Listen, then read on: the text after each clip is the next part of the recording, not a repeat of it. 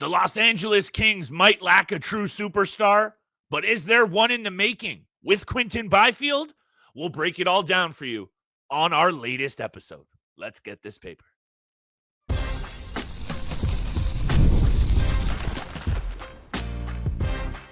You're Locked On Fantasy Hockey, your daily podcast on fantasy hockey. Part of the Locked On Podcast Network, your team every day. What is good, my fantasy fanatics? Welcome back inside the lab to your latest edition of your daily 30-minute source. It's the Locked On Fantasy Hockey Podcast coming in red hot for a late Tuesday edition, which we continue our NHL-wide breakdown of every single club's top 5 targets. Mr. Roden, this is the LA Kings, and before we get to it, I got to give a shout-out and some much love to the everydayers holding us down and making us their first listen every single day. I was out there on the web today, Steele, looking through some of the reviews and comments from everybody that's out there continuing to make us their first listen every single day. We say that, and we really do appreciate it. You and I were talking about it last night. We've been doing this for a few years now. I'm hyped up for the regular season to kick off because that's our big push. We'll have everything you guys need. I don't want to get sentimental, but I do want to talk about this top 5 LA Kings situation. There are some intriguing players here on this list, Steele, and we talked about Tampa yesterday, and I had to have a good goaltender lower down the list. I got a good goaltender higher up the list. Who are you looking at on the Kings? Top 5, baby. Over to you. I can't wait to talk about Quinton Byfield. I'm excited about this conversation because I think outside of the top 2 on this top 5 targets list, we're going to have a very variety of players here mixed in different positions. And for me, Quinton Byfield doesn't make the top 5. He's an honorable mention. I like him a lot. I just don't think he's quite there yet. I still think there's a ton of value with this player, obviously being a top 3 draft pick just a few seasons ago. But there's still a lot of guys on this team that I like a lot who come into that honorable mention list. I actually think Warren Fogle is a little bit better when it comes to fantasy value over Quinton Byfield. So Byfield, Fogle, Trevor Moore at times, Philip Deneau at times as well. I think those are all very good value picks and make the honorable mention list. And just because Andrei Kuzmenko is still in the top 6, potentially, he makes the honorable mention list as well. Yep. It was close for me. At number 5, I almost didn't put him, but at number 5, I had to go with Anze Kopitar. He comes in at the 5 position. You know, for 37 years old, he's still bringing the point production, but the peripherals are, you know, there's not much there. There really isn't, and I'm not going to beat around the bush with this player. He was still on pace or could have been a potential 70-plus point player last year, had 67 points in 81 games, 21 goals, 46 assists. He's still one of the best players out there. He's still one of the best players on the ice when he's playing, obviously. But 98 shots, 67 blocks, 31 hits, only 4 penalty minutes. You know, it's just not strong when it comes to fantasy value. But when you still look at Anze Kopitar, he somehow always knows how to slow the game down when needed. And that's not because he's one of the slowest players out there, but he dictates the pace better than most NHL centers out there. And that's where his value really comes from. He's always on the right side of the puck. His two-way awareness makes him a perennial Selke candidate. You know, he's won that a few times in his career. He's one of the best two-way centermen in the game. He thrives in that cycle position in the offensive zone, protects the puck like a fortress. He patiently finds the passing lanes in traffic. And like I said, still one of the best passers in the game. Tape-to-tape accuracy, always dishing it out to Kevin Fiala, Adrian Kempe as well. He wins puck battles when he's in the corners, when he's getting into those nitty-gritty areas. But for me, he still makes the top 5. It came close. I think it's the lack of peripheral production is why he's so low on this list. But, you know, again, with age at 37, there's still a lot of value. There's a couple of players here, Steele, and I guess from what I'm gleaning from what I hear from you and my list and yours is that Drew Doughty catches honorable mention for me and he's in your top 5. And I'm intrigued to talk about it because for me, the risk that comes with a player in Drew Doughty, we'll get there. Anze Kopitar is a player that you and I think, you know, I've gushed on at multiple points. He is just such a prototypical stud. I love what he brings. He's a silent assassin, and he's still steady as she goes. But this Kings team, Doughty included, those two guys, I should say, are one of the two players that are long-standing pillars of an organization that used to be a perennial cup threat. I still put them as a playoff team, and what I'm trying to get at here is I can't put my finger on my prediction for them in the standings. And sometimes that makes it hard for me to really overly invest in some players, because what I alluded to off the top, I really do stand by, Drew, there you go, is they lack a true superstar.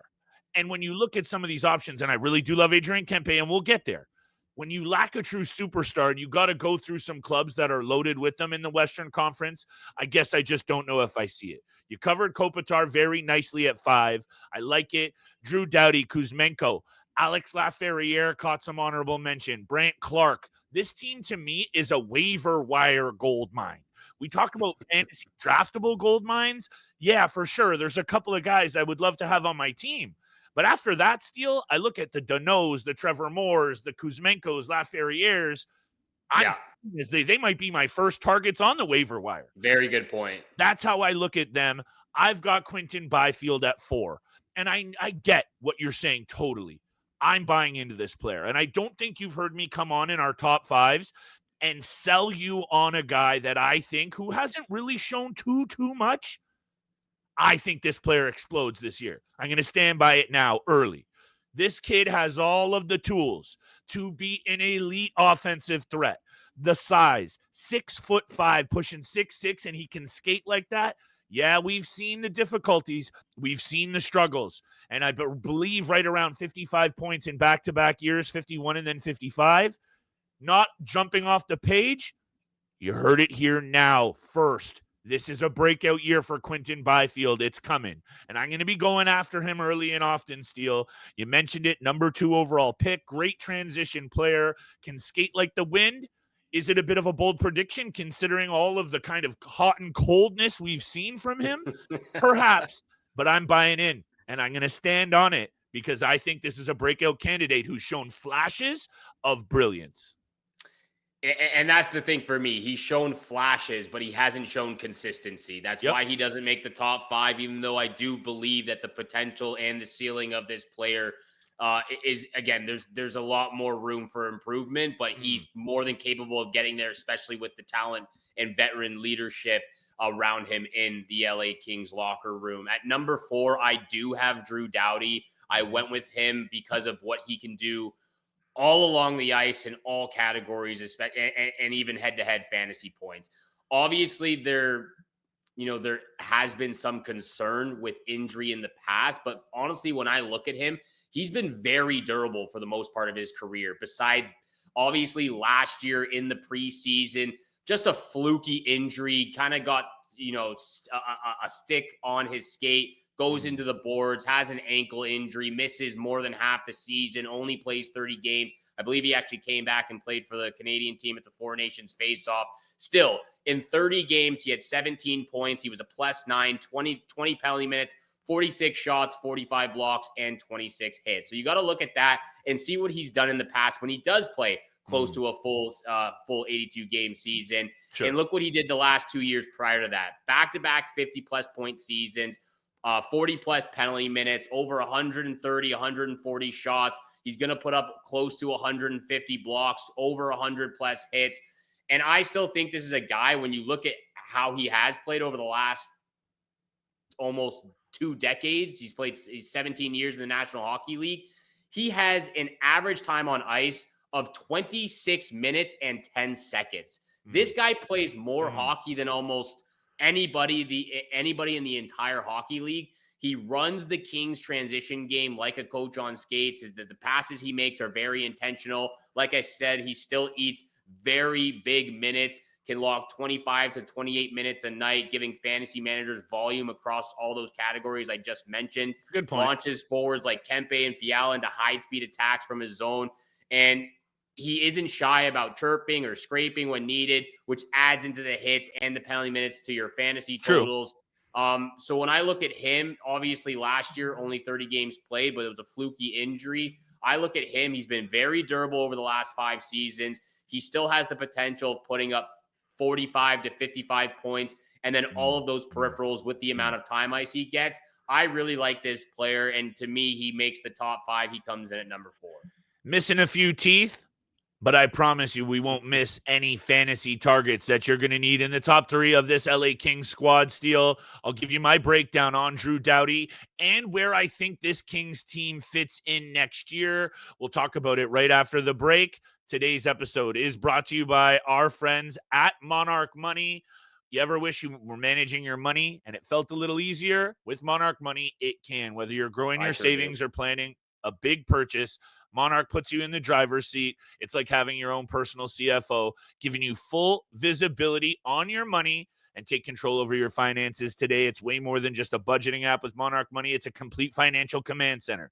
You track all your accounts, investments, and spending in one place. So in addition to managing your money, you're also building wealth.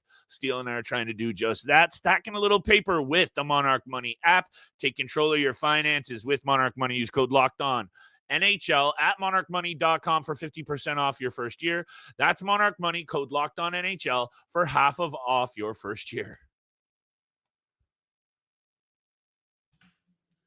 And thank you so much once again for making the Locked On Fantasy Hockey Podcast your first listen every single day. Continue to smash that subscribe button, the follow button, leave a 5-star review for your boys here, Flip Livingstone and Steele Roden. Yep. I'm excited to see where you have Darcy Kuemper because I have Darcy Kuemper at the number 3 spot. He's not as high as Andrei Vasilevsky on our most recent episode with the Tampa Bay Lightning, but he comes in at number 3 for me. And when I look at Darcy Kuemper, I do believe he may have overachieved just a little bit when it came to his production and statistics. Last year, put up an incredible season, .921 save percentage, a 2.02 goals against average, 5 shutouts, a 31-11-7 record, and had a goals saved above average of 26.8, which is, I believe, a career high for him. He has been around 25, 24 in the past, but those have been his best seasons to date. Again, I do think he overachieved just a little bit, but he brings such a good amount of value. He is one of those guys that is a position-first goalie, relies on angles, movement, smart tracking over athleticism, very calm in the crease last year, rarely overcommits. When he does overcommit, you know he's at his worst, and that's when the LA Kings are at the worst. I look at this team.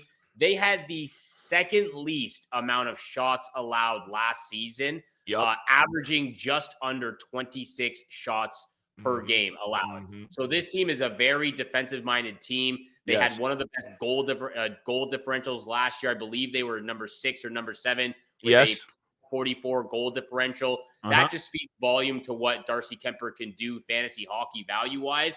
He was actually the number 1 Kings player at the end of the regular season in Yahoo. There you go. Was number ranked 15th when he was pre-ranked 65th. I do believe that's going to drop down a little bit. And again, we talked about some heavy forwards when it comes to fantasy value with the Tampa Bay Lightning. I'm putting that extent on the 2 forwards I'm going to talk about next that we'll talk about. So for me, Darcy Kuemper comes in at number 3. I guess I wouldn't compare the top 2 forwards to any of the top 3 or 4 on the Tampa Bay Lightning in terms of what I think they're going to do. However, they are still really good. We'll talk about it. I do still want to talk about Drew Doughty very quickly because what I was trying to get at right before the break is this player has over 1,300 games on that body, and he's starting to show the age a little bit at 36. This isn't Anze Kopitar. He's been banged up, and you're right. He has been very reliable, but that doesn't change the fact that he still has been banged up, and that's why I'm just not willing to risk it. He didn't actually even make NHL.com's top 200. He wasn't ranked at all. Not like that really matters because you mentioned the peripherals. Good player. Shout out to the University of Guelph and the Guelph Storm. Didn't make my list, and I just wanted to say, though, and you made it so eloquently for me, how good this team is defense. And that's why I have Darcy Kuemper at number 2, because I do think he can run it back based on all of those numbers. Let's also not forget, in addition to the ones you just spit out, second least goals against in the NHL last year at 206. Only your boy Connor Hellebuck and the Winnipeg Jets allowed less. I will also throw out, this is a player that started his career mostly as a backup, kind of toiling away in Minnesota, spent some time in Arizona, wins a cup, then plays really well in the Washington system for 1 year, has a bad year, and people forget about him. In his career steal, .915 save percentage, 2.54 goals against in 36 shutouts. This is a case that I really do feel, because of where he has played and how kind of the storyline of his career has played out. Bad season when it was really expected him to do well in Washington. Kind of, quote unquote, people say he gets carried by that Colorado team to the Stanley Cup. I say BS. I say this is a really good goaltender, and I would put him just higher because you know me, even though yesterday Vasilevsky, I was a bit sloppy. I'm going to put him in at the number 2 spot, and that means Kevin Fiala comes in at 3.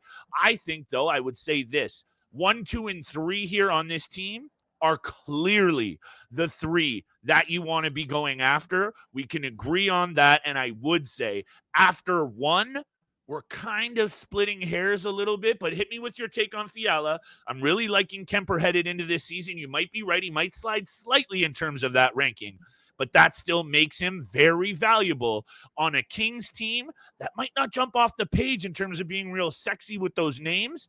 They'll be there in one of the top 3 in the Pacific once again, in my opinion. Yeah, 100% they will. This is still a very dangerous team. They just haven't been able to get by the Edmonton Oilers for the last 4 seasons now in the playoffs. So that's been their kryptonite. That has been the team that they've been trying to get over and dominate, and they've continued to, put up some embarrassment efforts. They've choked a little bit, and that is something that they're going to have to deal with internally going into next season if once again they're up against the Edmonton Oilers for the 5th time in a row. I do have Kevin Fiala at the number 2 position, and I look at it this way. He had a down year. I actually think it might have been his worst year since he was 22, 23 years old. The 3 seasons prior to this, he put up a career-high 85 points in 82 games.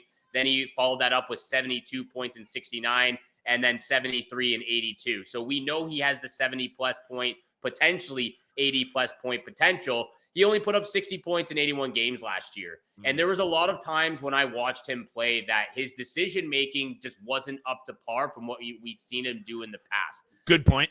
I do believe this is still a 70 to 75-point player. I think that's where I'm projecting him to be at next year, which he has done 3 out of the last 4 seasons now. He puts up penalty minutes, anywhere between 40 to 60 penalty minutes on a year. He's put up he had a career high 244 shots last season as well. He's put up over 200 plus shots the last 4 seasons now.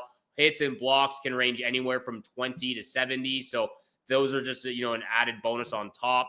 When I look at Kevin Fiala and the way he plays, he's very creative in his zone entry. He doesn't just carry the puck in. He makes defenders look silly. He loves cutbacks. He loves tight turns. He loves to kind of thread the puck through the stick or through the skates. He's constantly circling in the offensive zone, pulling defenders out of position, which makes it even easier for his line mates in Kopitar and Adrian Kempe to get open. And he always finds a way to get involved in plays, whether it's along the boards, in tight spaces, along the blue paint as well. He thrives in high-tempo situations, which the LA Kings do from time to time as well in the offensive zone. Again, great for assists, great for power play points. He's got 30 goal potential, which he's done now 3 times. 3 times in his career. I believe this is a bounce back season for Kevin Fiala, and that's why I have him at number 2. I could see the bounce back season. And to be honest, it's not something that I really considered when I looked at this player. I more so saw perhaps a couple of outlying seasons, but maybe I should look at it a little bit differently. And then you talk about what this team did in the offseason, and this was in my notes that I wanted to mention, right? We put them in the basket of losers, but we put them in the basket of losers in terms of assessing fantasy value, which Brian Dumoulin, Cody Ceci, Corey Perry, they brought in another forward that is drawing a blank, Joel Armia. Those are not fantasy relevant names. So yeah, they struck out in terms they are of, not. But they might be the perfect kind of players to prop up the rest of this group. They just immediately became a much tougher group to play against. And then you got the kind of steady as she goes players in Mikey Anderson, Joel Edmondson. You add Brian Dumoulin. You can set your watch to these guys. Fantasy-wise, no. But in terms of building a winner in that division, which will eventually still lead to fantasy value, I think this Kings team might be a force to be reckoned with if some of these additions really do kind of feed into their overall ability to play a 200-foot game. So let's see what they can do. Let's talk about Kempe right after the break, and then we'll slide into the top few teams in the NHL the rest of the week. Yeah, I'm not sure who we have on next, but we're getting into the top 5 very quickly here to start off the month of August. Like Flip said, Adrian Kempe and the LA Kings coming up next on the Locked On Fantasy Hockey Podcast.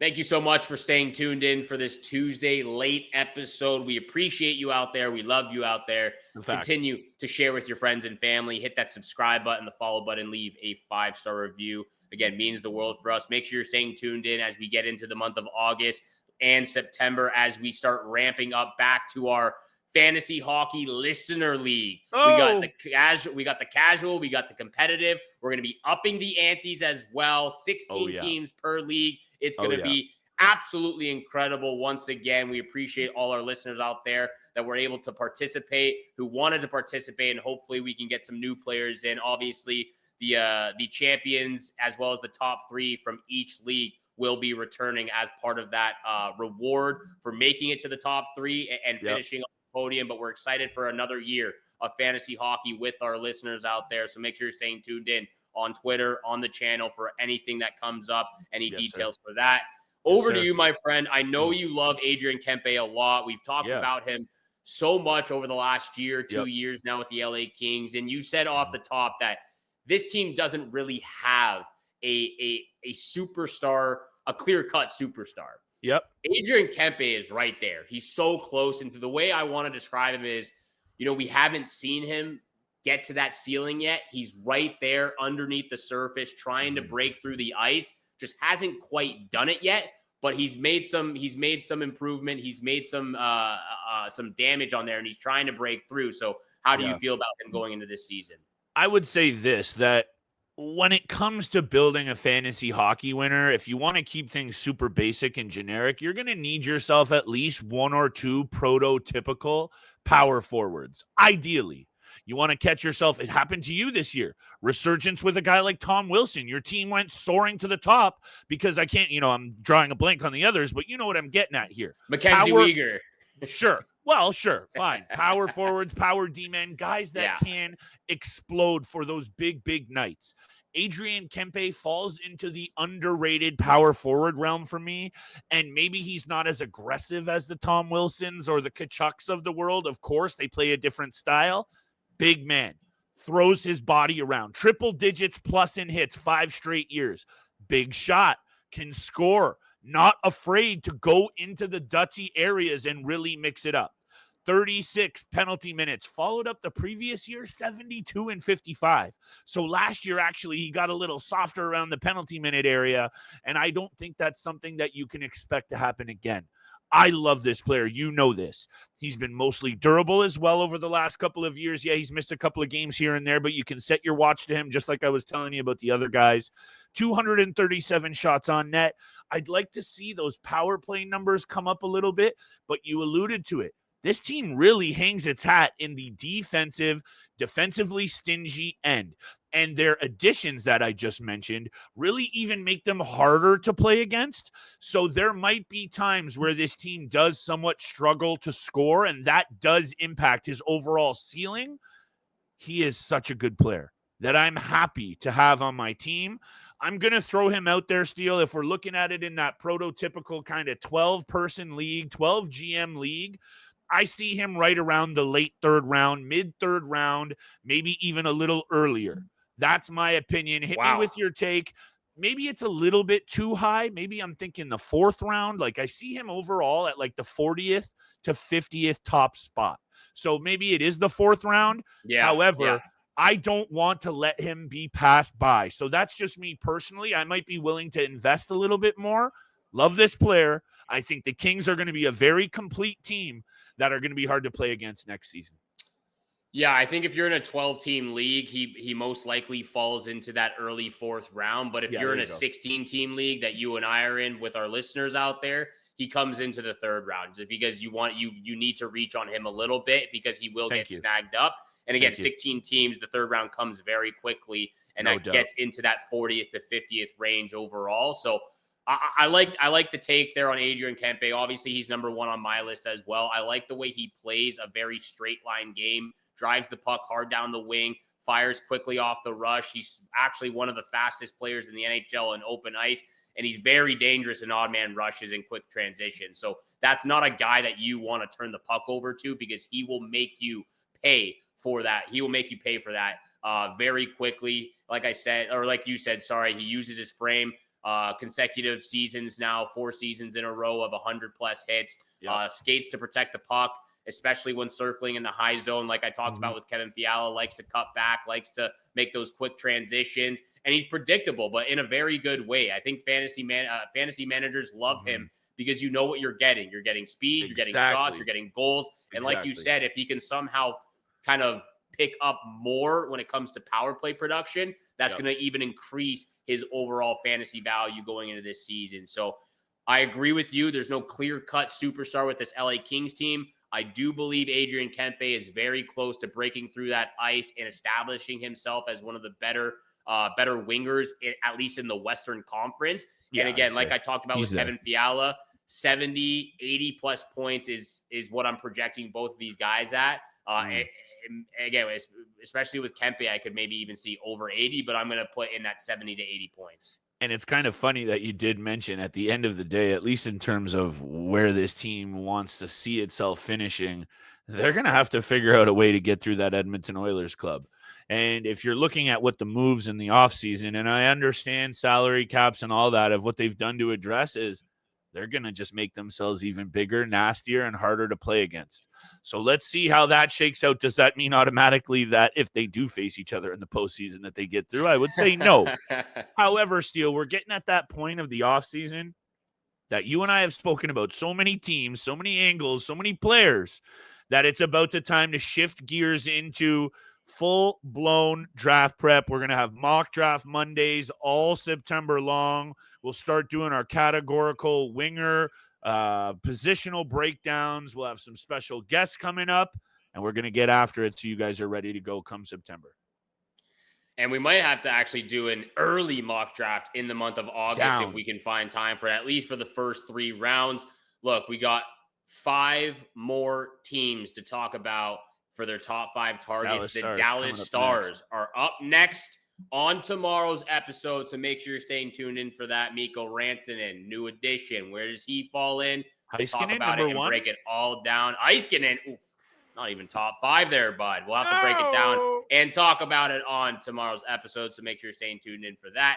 Thank you so much for making the Locked On Fantasy Hockey Podcast your first listen every single day. For your second listen, please check out the Locked On NHL podcast because there is no offseason. They're continuing to bring you the daily league-wide stories that matter the most with local coverage you love from Locked On. Find Locked On NHL on YouTube or wherever you listen to your podcast. From your boys here, we wish you good luck with any summer bets on FanDuel you're cooking up. If you're cooking up, let us know what you got going in the comments below on YouTube. We appreciate you out there, and we'll see you back tomorrow. Peace.